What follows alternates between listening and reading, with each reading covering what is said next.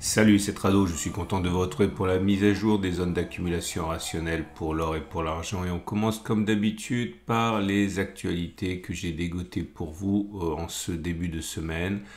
Première actualité très intéressante et symptomatique d'un changement de tendance, on va dire, dans la culture d'épargne des Sud-Coréens. Ça y est, c'est fait. On peut acheter de l'or au détail dans des distributeurs, dans le distributeur du coin, au supermarché. Bref, gros changement, on va dire, hein, d'attitude des Sud-Coréens qui normalisent, banalisent, appelez-le comme vous voulez, l'achat d'or, puisqu'on peut en acheter comme ça, aussi simplement que cela.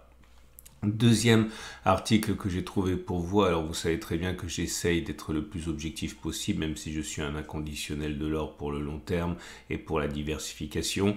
Il faut savoir que des voix dissonantes se font entendre et sur investing.com, il y a un modèle qui est sorti, qui reprend les travaux je ne plus de son nom, mais ça va me revenir. En tout cas, Capital Speculator donne un modèle sur lequel l'or serait complètement surévalué sur les niveaux actuels et c'est notamment des éléments autres qui permettent d'arriver à cette conclusion, hein, un modèle de fair value.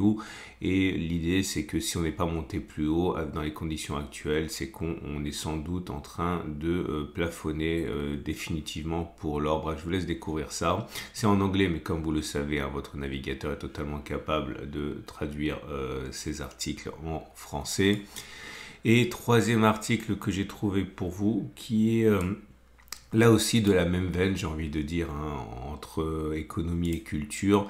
Il faut savoir que nos chers millennials, enfin, je parle pour ma famille, sont en fait beaucoup plus attirés par l'or que ne l'étaient les générations X, même les baby boomers. Et ils achètent beaucoup plus d'or que nous, on le faisait. Le problème, c'est que leur foi dans le système n'est peut-être pas aussi on va dire questionner, hein, puisqu'ils achètent essentiellement de l'or papier. Mais en tout cas, vous voyez que ça va sans doute à l'encontre de beaucoup d'idées reçues, en tout cas les miennes. L'attirance des millennials pour l'or est absolument établi. On va passer maintenant à l'or et à l'argent en termes d'accumulation rationnelle. Et je vous rappelle que mon format vous est proposé par mes deux sponsors au coffre qui vous propose d'acheter de l'or, de l'argent et de pouvoir ensuite le stocker dans des coffres ou le faire livrer, hein, mais éventuellement le stocker à l'étranger comme en Suisse, hein, et vous avez la possibilité encore une fois d'interagir directement avec d'autres acheteurs via cette plateforme, vous permettant donc d'acheter, de vendre directement avec d'autres investisseurs. Et mon autre sponsor que vous connaissez également, Veracash qui vous permet d'acheter de l'or, de l'argent et d'y adosser une carte Mastercard, tout ce qu'il y a de plus classique. Donc si l'or voit son cours monter, eh bien tout simplement vous pouvez dépenser plus. C'est très pratique, c'est très novateur, j'en ai une. Bref, vous avez des liens en dessous de la vidéo pour découvrir ce que vous propose au coffre et Veracash. On passe à l'analyse des zones d'accumulation rationnelle.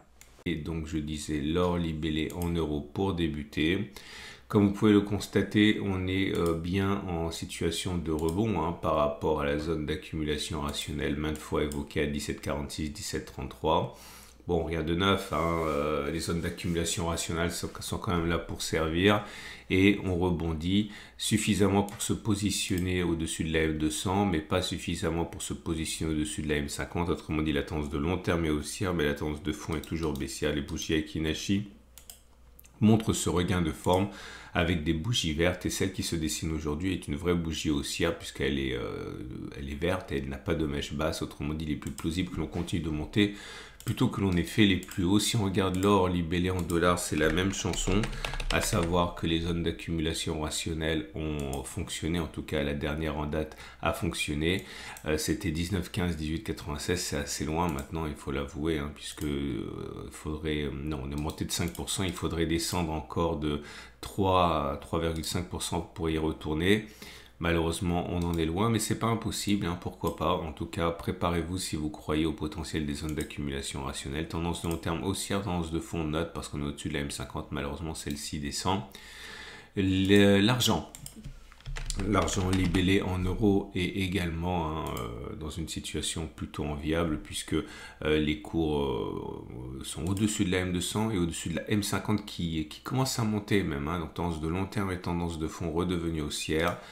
Compliqué pour les zones d'accumulation rationnelle, hein. J'en ai rajouté pour rendre le travail un peu plus aisé puisque depuis qu'on a rebondi sur celle des 26, 20,2, on n'a pas vraiment eu l'occasion d'y revenir. On a progressé entre cette date-là et les plus hauts d'aujourd'hui de 10%. J'ai rajouté cette semaine une zone d'accumulation rationnelle pour ceux qui n'auraient pas la patience d'attendre un retour sur les 26, 20,2, ancienne zone de résistance qui a été cassée, qui a changé de polarité, qui est devenu support. Bref, 21,4, 20,8 euros, zone d'accumulation rationnelle pour ceux qui ne veulent pas attendre. Bougie Akinashi neutre, hein, puisque comme vous pouvez le voir, c'est une bougie sans mèche, enfin sans corps, mèche haute, mèche basse, bref, c'est de la décision pour l'instant. Et si vous regardez l'argent libellé en dollars, c'est la même chose. Le rebond est très clair. La tendance de long terme, elle est haussière. La tendance de fond est haussière également. La bonne nouvelle, c'est qu'on est revenu sur la zone d'accumulation rationnelle que je mentionnais ce week-end, 24,6, 24,2 dollars. Va falloir faire vite si vous êtes pressé. Maintenant, rien n'empêche d'espérer un retour sur les 23,3, 23,5 dollars. Même si, encore une fois, le rebond est violent ce soir. Hein. C'en est terminé de ce format. Je vous rappelle que c'est mis à jour 2 fois par semaine. La tendance est donnée pour les platinoïdes également, mais ça c'est le week-end. Pensez à vous abonner si vous n'avez pas loupé les mises à jour. Tous les articles que j'ai mentionnés, ils sont sur mon site. Vous pouvez aller directement les consulter en dessous de la vidéo. Vous avez également sur mon site une bannière pour acquérir de l'or moins cher avec mon partenariat au coffre.com. Et également un petit like si vous avez trouvé que ça a une plus-value pour vous. Ça me fait toujours plaisir. Excellente journée, à samedi pour la mise à jour.